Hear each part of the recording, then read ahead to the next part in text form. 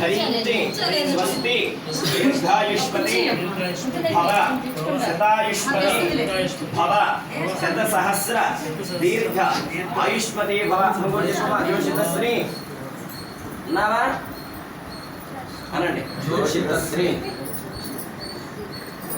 కింద పెట్టుకో అను అను అంటే నేను అనమని కాదు చెప్పు జోషి జోషి జోషి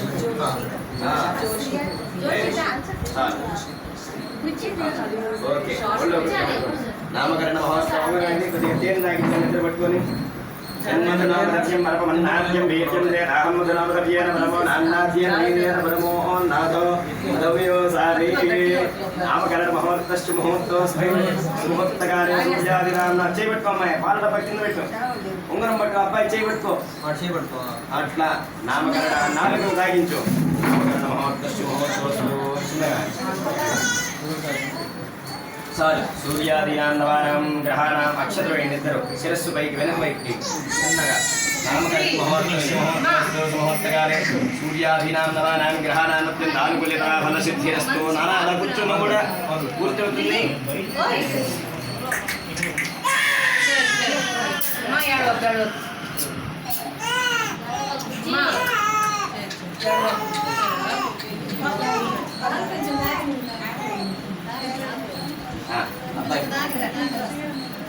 ఇవాళ నుంచి బావమరిది గారికి చెప్పండి, బరువు బాధ్యతలు పెరిగాయి, మేనకోడలు ప్రసవించినది కాబట్టి యోగక్షేమాలన్నీ చెప్పాలి. మీరు ప్రథమ రజోదర్శన కాలమునందు వివాహ సమయమునందు వివాహానంతరము మీ యొక్క బాధ్యతలు ఇక్కడి నుంచి చెందవలసినటువంటివన్నీ కూడా మీరు దగ్గరుండి ఇరువురు అది అనువైనా ఇవాళ నుంచి బాధ్యత పెరిగినది.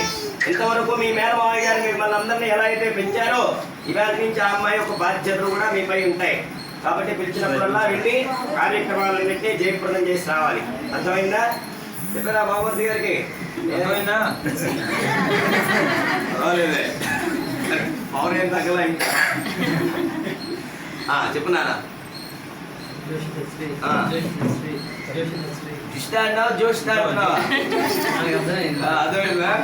చెప్పు. అను నామమును ధరించి స్వస్తి దీర్ఘ ఆయుష్మతి భవ శతాయుష్మతి భవ శత సహస్ర దీర్ఘ ఆయుష్మతి భవ చిరంజీవ చిరంజీవ సుఖీ భవ సుఖీ భవ.